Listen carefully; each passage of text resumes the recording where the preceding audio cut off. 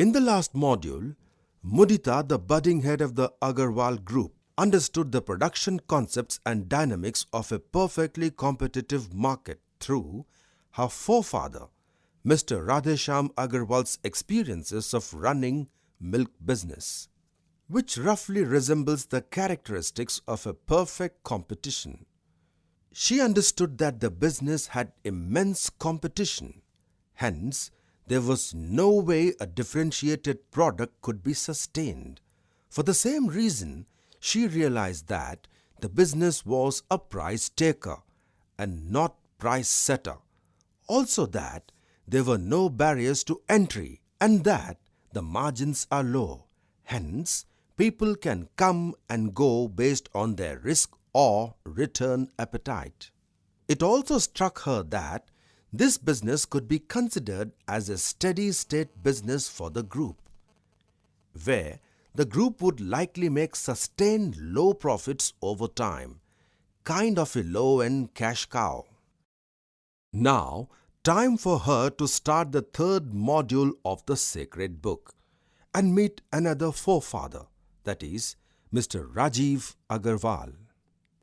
The moment she opened the first page of third module, she was welcomed by the most dominating business personality of her family, that is, Mr. Rajiv Agarwal.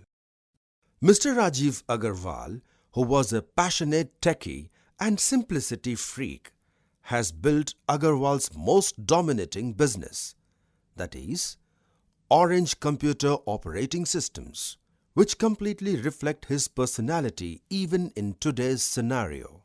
Orange Computers, a leader in computer operating systems industry, has started with the vision of improving the people computing experience. In initial days, market share of the company was almost close to 95%.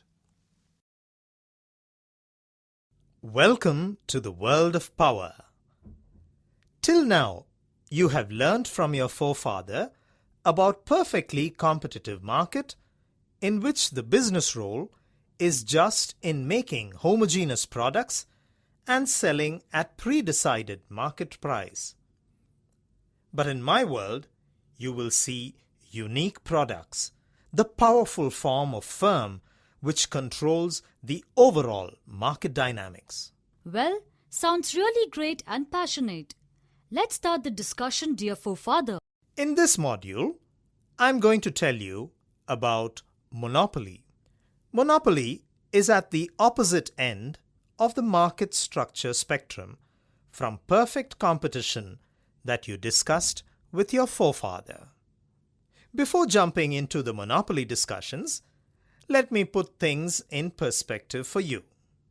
On one end of the market spectrum, you have perfectly competitive markets where the competition is very high and there is no product differentiation. On the other end, you have monopolist market structures where there is only one seller, hence no competition and very high product differentiation. In between the two ends, one has various structures depending on the number of sellers. If there are two sellers, it's called duopoly and it has relatively less product differentiation. If there are a large number of sellers but still differentiated products, it's called monopolistic competition. In this module, we will discuss monopoly market structures where there is only one seller and no competition to him. I must also say that there would be very few markets that are, if at all, governed by monopolist behavior. This is because over time, more players join the bandwagon, which triggers the market moving out of the monopoly situation.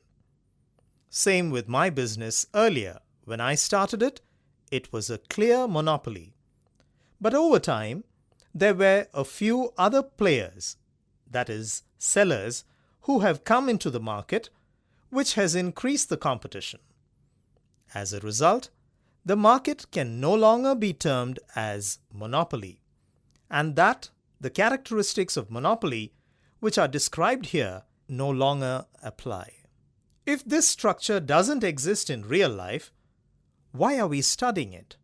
That's because it helps in touching all ends of the market structure spectrum so that new business can be aligned within it based on its characteristics. We will begin our discussion of monopoly by outlining the characteristics of monopoly. We move on to talk about the quantity of output the monopolist wants to produce and the price per unit at which it sells that output. Much of this discussion focuses on the differences between the perfectly competitive firm and the monopoly firm. The following are the learning objectives of this module: characteristics of monopoly, barriers to entry, a key thing to understand monopoly, monopoly pricing and output decisions, price and output for a profit-maximizing monopolist, perfect competition and monopoly, the case against monopoly, price discrimination.